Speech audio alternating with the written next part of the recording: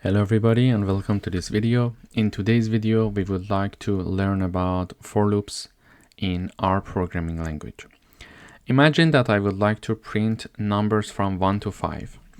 In order to do that, first of all, the first thing that I could do is to print them one by one. So print 1, print 2, print 3,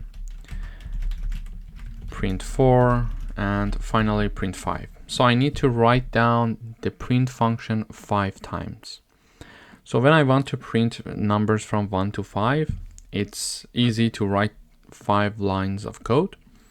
However, if we would like to print numbers from 1 to 1000, it would be very difficult to do it manually. This is in fact why we do coding in the first place. So this is why we need to use coding, and we need to develop a good code and efficient code to do the work for us instead of us going through a very difficult journey like writing the print function 1000 times.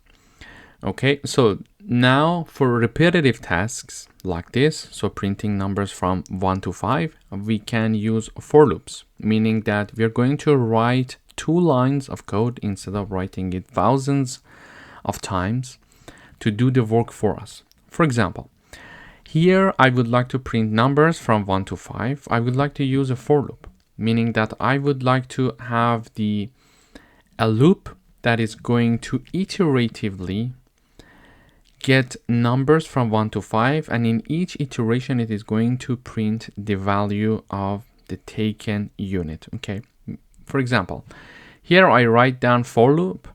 So I use the for keyword, and in parentheses I define my iterating variable, which is I. So for each I in the range between 1 and 5, so go and execute this part. Okay, print I in each iteration. So in the first iteration, I equals 1 because the range starts from 1. It prints number 1. Then in the next iteration, I equals 2, it prints number 2. Then next iteration, I equals 3, it prints number 3. Next iteration, I equals 4, it prints number 4. And finally, in the last iteration, I equals 5, so it prints number 5 in the output as we see it here. So we see that by defining a for loop and writing down the print function only one time, we get to print the numbers that we are looking for. So instead of 1 to 5, what if I want to have 1 to 50?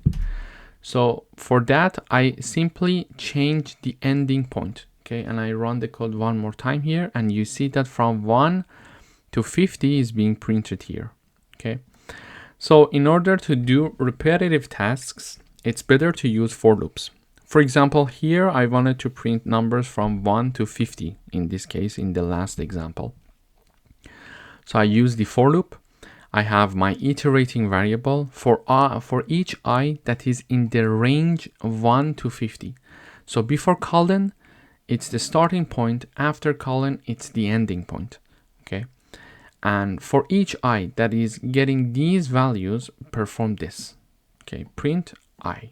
And in each iteration, we print the value of I, and we see that it goes exactly from 1 to 50 that we were looking for. Thanks for watching.